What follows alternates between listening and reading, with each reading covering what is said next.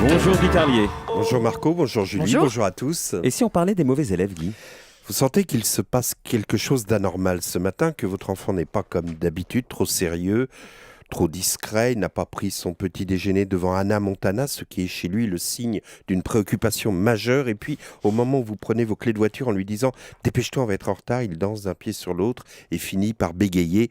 Au fait, qu'est-ce que je veux dire déjà? Oui, quand un enfant vous dit au fait, qu'est-ce que je veux dire déjà, il sait parfaitement ce qu'il veut dire, et ce qu'il veut dire est forcément une mauvaise nouvelle. Et là, il balance. Au fait, qu'est-ce que je veux dire déjà? Ah oui, tu peux signer mon carnet de notes. D'un regard, vous descendez la colonne de notes et vous recevez un coup au plexus. Vous prenez conscience que votre enfant vous berçait d'illusions. Lorsqu'il rentrait de l'école en fanfaronnant, j'ai eu un 18 en musique. 18 en musique, d'accord, mais 6 en maths, 3 en physique, 5 en histoire. Là, vous vous insurgez. Quoi, 5 en histoire? Alors que j'ai passé 3 heures à t'aider pour l'exposer sur la Grèce au siècle de Périclès. Et là, vous vous apercevez que dans la case observation, la prof a écrit « Ne recopiez pas stupidement Wikipédia ». Quoi qu'il en soit, vous ne comprenez pas un tel carnet de notes. Lui non plus, il ne comprend pas. Il dit qu'il fait de son mieux, que les profs l'ont pris en grippe, qu'ils ont leur chouchou, enfin toutes les choses qu'on dit dans ces cas-là. Le pire, c'est la voisine qui vous annonce que son fils est revenu avec les félicitations. Il faut dire que depuis le début de leur scolarité commune, c'est la même chose. L'autre est toujours premier. Alors, vous culpabilisez, vous dites que ces mauvaises notes, c'est peut-être à cause de vos problèmes de couple, de cette séparation il y a quelques semaines. C'est peut-être le départ du père de l'enfant qui a dû le perturber.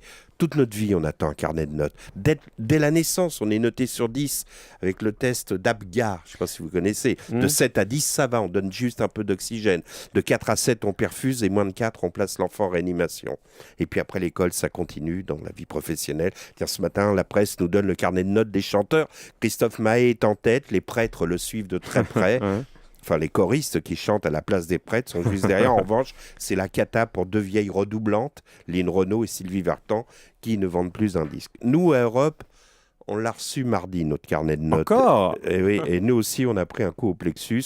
À part un 18 en pétrovert, qui est un peu l'équivalent du 18 en musique de votre enfant, on baisse dans toutes les matières, même là où on pensait être bon, en Domorand, par exemple, on rendait des copies bien travaillées. En Morandini aussi, on pensait être bien avec le journal de Pascal Humeau. Et nous, à la matinale, on était confiants, on faisait bien nos devoirs. On avait nos redoublants, Julie, El Kabbach, qui connaissent bien le programme.